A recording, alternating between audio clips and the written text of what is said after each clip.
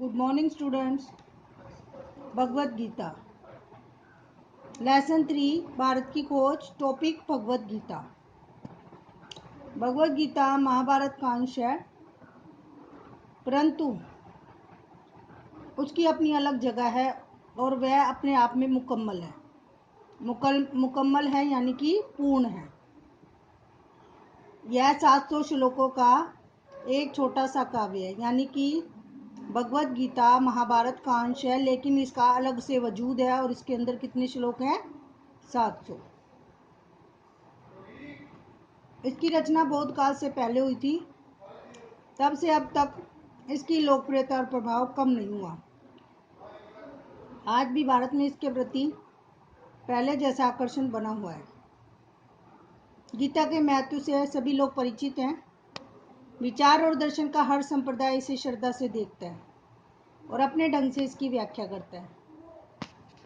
संकट के समय जब मनुष्य के मन में संदेह होता है या मनुष्य के मन को संदेह सताता है और वह कर्तव्य के बारे में द्विधाग्रस्त होता है, द्विधाग्रस्त कन्फ्यूजन, जब व्यक्ति यह निश्चय नहीं कर पाता कि उसे कौन सा रास्ता अपनाना चाहिए, तो वह प्रकाश और मार्गदर्शन गाइडलाइंस के लिए गीता की ओर देखता है, क्योंकि यह संकट काल के लिए लिखी गई कविता है, राजनीतिक और सामाजिक संकट के लिए, और उससे भी अधिक मनुष्य की आत्मा के संकट के लिए। गीता की असंख्य व्याख्याएं की गई है और अब भी लगातार की जा रही है। असंख्य, काउंटलेस, जिनकी गिनती नहीं की जा सकती। आधुनिक युग के विचार और कर्म क्षेत्र के नेताओं तिलक, अरविंद घोष, गांधी सभी ने इसकी अपने ढंग से व्याख्या की है। गांधी जी ने इसे अहिंसा में अपने दृढ़ विश्वास का आधार बनाया है और उन्हें धर्म कार्य के लिए हिंसा और युद्ध का औचित्य इसी के आधार पर सिद्ध किया है।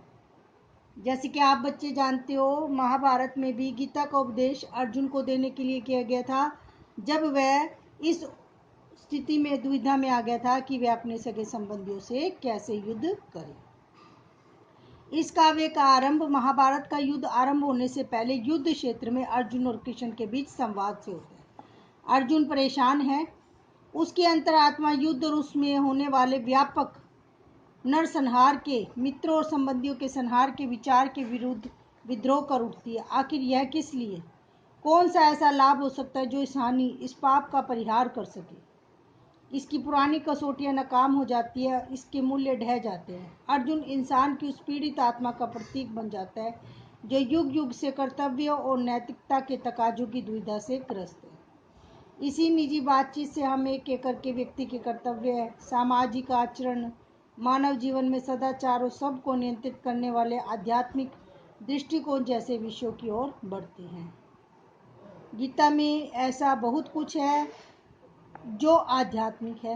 इसमें मानव विकास के तीनों मार्गों, ज्ञान, कर्म और भक्ति के बीच समन्वय यानी कोऑपरेशन करने का प्रयास किया गया है।